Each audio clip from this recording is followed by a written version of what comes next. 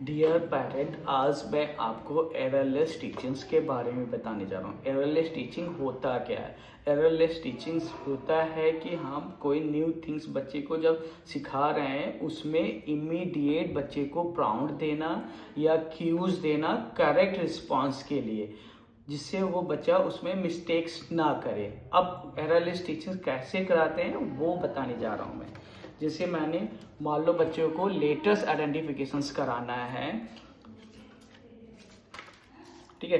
अब जैसे मैंने बच्चे को ABCD लेटर्स आइडेंटिफिकेशंस कराना है तो वो कैसे कराते हैं एररलेस टीचिंग में, कि जैसे मैंने बोला बच्चे को पॉइंट B, यहाँ पे मैं ऑलरेडी बच्चे को प्राउंड दे रहा हूँ कि ये B है। बच्चा अपने फिंगर से पॉइंट करेगा B।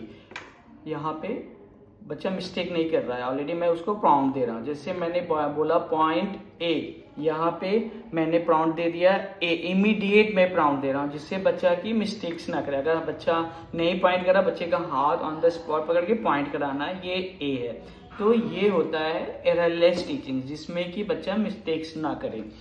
अगर एक और मैं एक्टिविटीज बताने जा रहा हूँ कि जैसे मान लो हमें साइट वर्ड्स कराना है एररलेस टीचिंग्स के थ्रू, वो भी कैसे कराते हैं। जैसे मान लो मुझे रेड कलर का साइट वर्ड्स कराना है, तो मैंने यहाँ पे रेड कलर्स के कुछ कार्ड्स ले रखे हैं और यहाँ पे वर्ड्स है। जैसे क्या है, ये रेड है तो यहाँ पे बच्चा यहाँ से रेड उठाएगा और यहाँ पे रेड, रेड,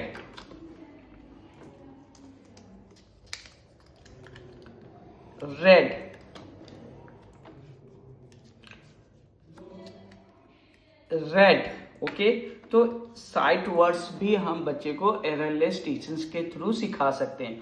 अब एररलेस टीचिंग्स में हमें प्राउंड को कैसे फेड आउट करना है वो बताना जा रहा हूँ कि जैसे अब मान लो कि बच्चे को हमने बोला पॉइंट A, तो एटलीस्ट हमें 3 सेकेंड तक वेट करना पड़ेगा कि बच्चे का क्या रिस्पॉन्स आ रहा है, कि वो बच्चा उसको एररलेस थ्रू के थ्रू वो A आइडेंटिफाई कर रहा है या नहीं कर रहा है। तो हमें एटलीस्ट 3 सेकेंड तक वेट करना पड़ेगा उसके रिस्पॉन्स का, कि पॉइंट A अगर बच्चा नहीं पॉइंट कर रहा है तो हमें ऑन द स्पॉट उसका 3 सेकेंड के बाद आके उसको प्राउंड के साथ हमें कराना है कि ये A है। तो ऐसे हम एररलेस टीचर्स के थ्रू बच्चे को कोई भी न्यू कंसेप्ट सिखा सकते हैं। Thank you.